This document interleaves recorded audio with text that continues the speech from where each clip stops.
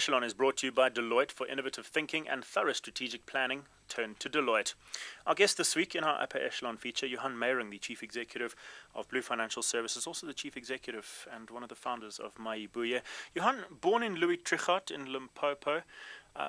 Interesting, given that a number of executives and entrepreneurs we have in this chair all seem to come from small towns. We've had a couple from Moy River, places like Newcastle, some smaller towns in Mpumalanga. Would you describe yourself as an entrepreneur? Yes, I would. I suppose the reason for being born in a small town has also got to do with my father, because my father used to work in the then Barclays, and he was transferred on a regular basis. So I was, I think I was 3-4 months old, approximately that, and then my father was transferred to London. So then we spent, I think, a couple of years in London, then to Johannesburg, then to Cape Town, then to Port Elizabeth, and then back to Johannesburg. So a lot of traveling I did when I was younger. Yeah. Being so close to the financial services space while growing up, did you ever think you'd be leading financial services companies? When I was growing up, no, absolutely not. I wanted to be a pilot when I grew up. But then sort of towards the latter end of my school career, I decided to study law, and then everything just flowed from there. Studied at the University of Pretoria, and then your LLB at the then RAU, which is today known as the University of Johannesburg. You then started your career as a lawyer. I started my career as a lawyer, but what I did before I completed my law degree, while I was studying, I worked in First National Bank and studied on a part-time basis. That was in my first degree, and my second degree, the LLB, I did my articles while I was studying. So by the time I got to qualify, it's really started a law practice. Yes, I should say co-founded it. In terms of leading a company, of being a chief executive, of leading people, one gets the impression that for the most part, chief executives come from a commerce background with training in a BCom degree or some sort of commerce degree. You also tend to find a lot of engineers who seem to make that transition very well. From a perspective of someone who trained as a lawyer, what skills do you think you got, and what skills do you think you could probably not do without from a legal background? I think in today's day and age, from a compliance perspective and from a general regulatory framework, because there are so many different things that a person needs to keep in mind, and I think a general law background assists a lot with an understanding of how these things fit together. But that, of course, is only one part of the puzzle. It's a person would need to migrate from a pure law perspective to commerce as well.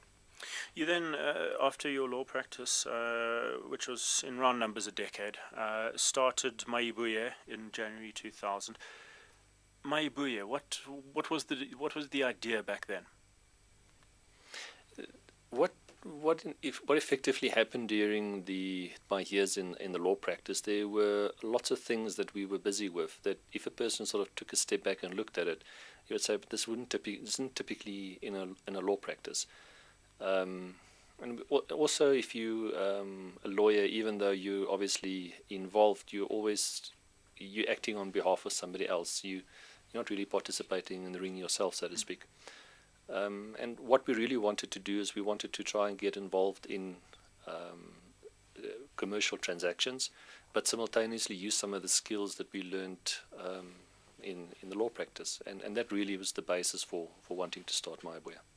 The brands and companies which you are involved in as Maibuye, obviously Blue Financial Services has catapulted you into the public eye, given that you are now a 51% controlling shareholder. Are there any other companies within the Maibuye stable that people might be familiar with?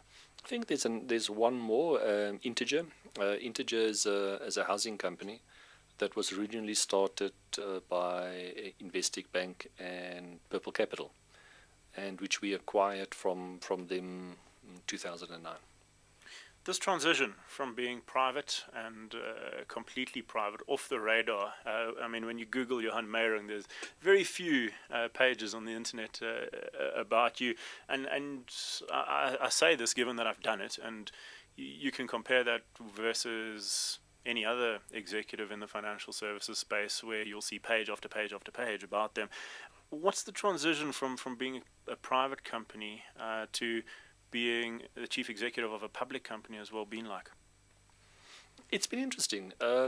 It's something new, and obviously you learn from things, and there's portions that one likes and portions that one doesn't really like that much. But overall it's been good.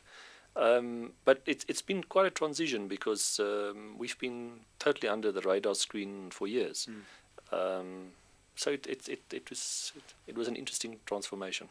And I guess being in the financial services sector, one that has, I guess, increasingly been under some fire and hasn't necessarily had the best reputation, especially after 2007, 2008. That must have been quite interesting. Yes, I think the thing was really of interest is the way people viewed Blue, obviously the one that is relevant to myself.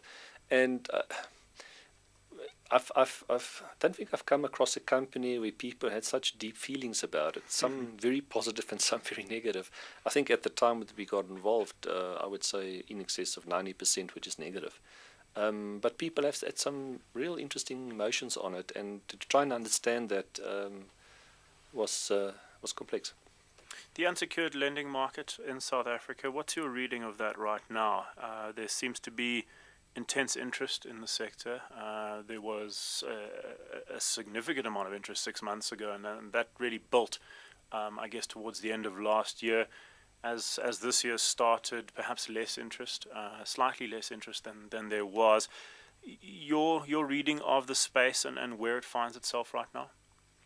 I think the penetration levels of unsecured lending is extremely high in South Africa. So the possibility for any entity to maintain a high growth rate or start a growth rate on the unsecured space, I think is risky. There's still good business to be done in the unsecured lending space, and I think the risk factors have actually come down a bit from where it was. But there definitely is a penetration issue. And what you also need to understand is there's two sides to it. There's the middle to lower end and the middle to, let's call it, higher end.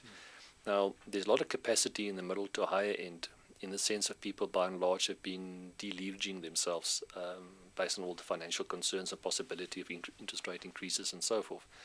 But the middle to lower has done the opposite. They've been leveraging themselves. So some of the statistics that I've been hearing is your penetration rates are in the late 80s. But that's for both.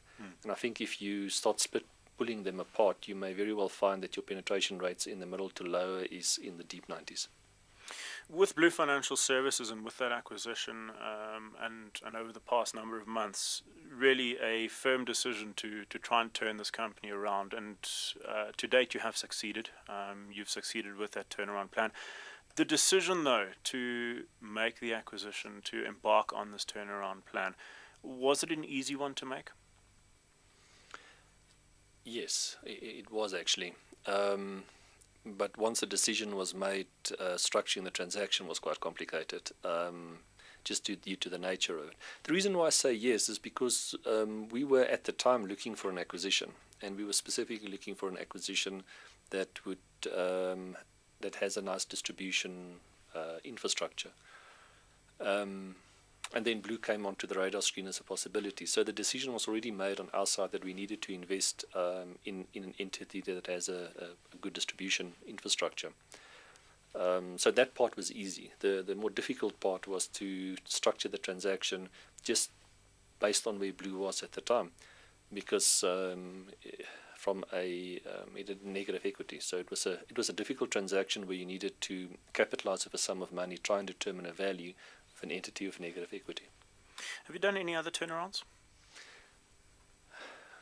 I think, as you've mentioned, Blue is the the one that I think everybody, there's definitely more interest in or more knowledge about.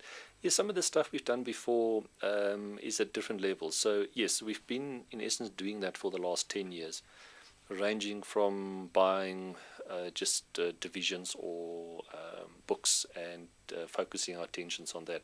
So I suppose almost it's a question of saying is over time we've started with books migrating to units, divisions, businesses, finally landing up with a multinational in blue. What type of leadership do you provide? What type of leader are you? Are you very hands-on?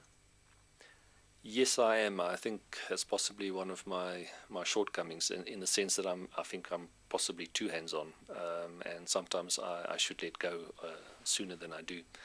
But the thing for me that guides me through these things is that if you want to do something, you need to understand why you're doing it, and you need to believe in it.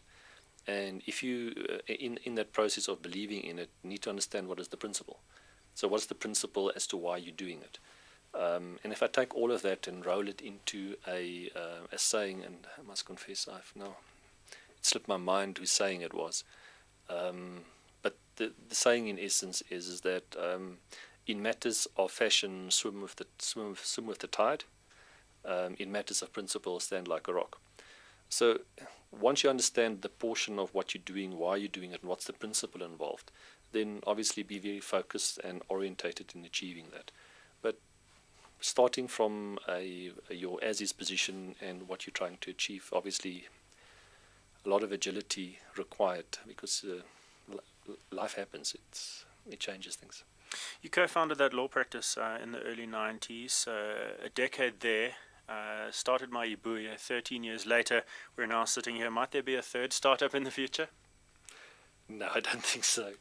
I think the two startups were that. I think that was enough. I think you should see the two startups more from a level of started my business career in law and then decided to change law into the commerce side and the private equity. And yeah, I think I'm comfortable in staying where I am. Johan, final question, and I ask this of every guest who joins us in the upper echelon. What motivates you? I think it sort of ties back to what I was referring into is when we started with the business, we started with a set of beliefs and principles that we wanted to aspire to. And that is in essence what drives one. But if I can amplify that a little bit, the thing for me which is really important is a person needs to do good while you are doing your business. And I think that's the thing that really attracted me to Blue, because in Blue there's such significant possibility to really do good, and yet at the same time give a return to your shareholders. So if you think about it from that perspective, you got to love what you do. Johan, it's been an absolute pleasure. Johan Meiring, Chief Executive of Blue Financial Services, also Chief Executive of Maibuye. And Upper Echelon was brought to you by Deloitte for innovative thinking and thorough strategic planning. Turn to Deloitte.